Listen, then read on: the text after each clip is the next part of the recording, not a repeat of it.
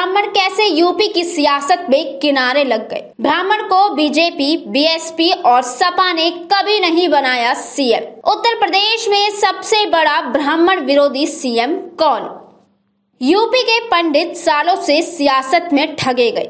बारी बारी से सभी पार्टियों ने ब्राह्मणों की आवाज तो उठाई, लेकिन सत्ता मिलते ही सभी ब्राह्मणों का गला घोट देते हैं। इसके एक या दो नहीं बल्कि कई कारण हैं। 33 साल बीत गए लेकिन कोई ब्राह्मण मुख्यमंत्री नहीं बना। साथ ही योगी सरकार पर आरोप है कि ब्राह्मणों के साथ ठीक नहीं हुआ। इसके बाद भी ज्यादातर ब्राह्मण बीजेपी के साथ हैं। तो फिर कहानी क्या है? ब्राह्मणों की भूमिका क्या रही? दरअसल इसकी शुरुआत होती है कमंडल और मंडल की सियासत के साथ। 90 के दशक में बीजेपी ने कमंडल का मुद्दा उठाया, यानी राम का मुद्दा, तो वीपी सिंह और कांग्रेस ने मंडल के मुद्दे को हवा दी और यहीं से यूपी ही नहीं बल्कि पूरे देश की सियासत 360 डिग्री घूम गई। 1979 के बाद यूपी का कोई ब्राह्मण सीएम नहीं बन पाया।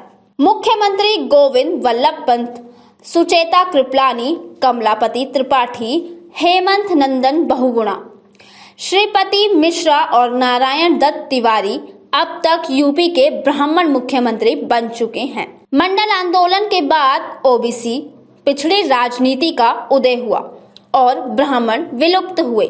1979 के बाद 2 ठाकुर सीएम बने और बाकी सभी पिछड़ी या ओबीसी जाति आते रहे हैं। अब तक 21 सीएम बने हैं, सबसे ज्यादा ब्राह्मण बने, लेकिन 33 साल से कोई भी ब्राह्मण नहीं बना सीएम। मंडल कमीशन लागू करने वाले वीपी सिंह ठाकुर थे। उसी दौरान आरक्षण जड़ में घुस गया।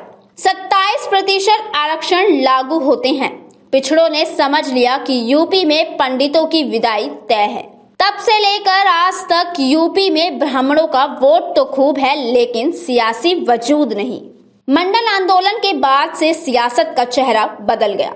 पहले अगली जाति के नेता पिछड़ी जाति के लोगों की बात करते थे, तो आज पिछड़ी जाति के नेता अगली जाति के लोगों को संरक्षण देने की बात करते हैं।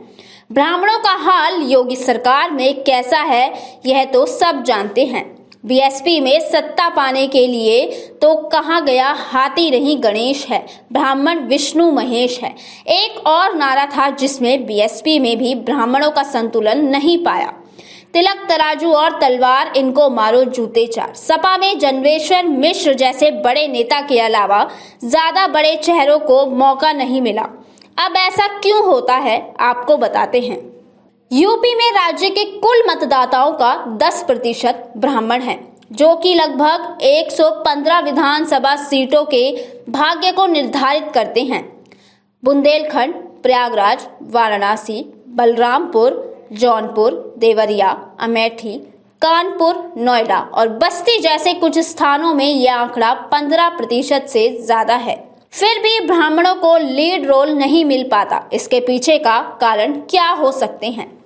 यूपी में ये तो पुरानी कहावत है कि जब ब्राह्मण किसी के समर्थन में आते हैं तो वे अकेले नहीं आते, वह अपने साथ कई सारे वोटरों को लाते हैं। फिलहाल यूपी की राजनीति में कोई बड़ा चेहरा ब्राह्मण नहीं है जो सीएम के दौर में दिखाई दे रहा हो। ब्राह्मण वोटरों को लुभाने के लिए बीजेपी ने कमेटी बनाई थी, लेकिन उसमें कोई सीएम बनने वाला चेहरा नहीं था। ऐसा भी कहा जाता है कि 2007 चुनाव में बहुत हद तक ब्राह्मण बसपा के साथ हो गई थी। तब मायावती की सरकार बनी थी और 2009 में तमाम ब्राह्मणों पर SC/ST एक्ट के तहत मुकदमे दर्ज हुए। इससे ब्राह्मण नाराज हो गए और 2012 विधानसभा चुनाव में सपा के साथ चले गए। इसके बाद 2017 में फिर से बीजेपी के साथ आ गए। इस बार फिर किसके साथ जाते हैं यह कह पाना मुश्किल होगा।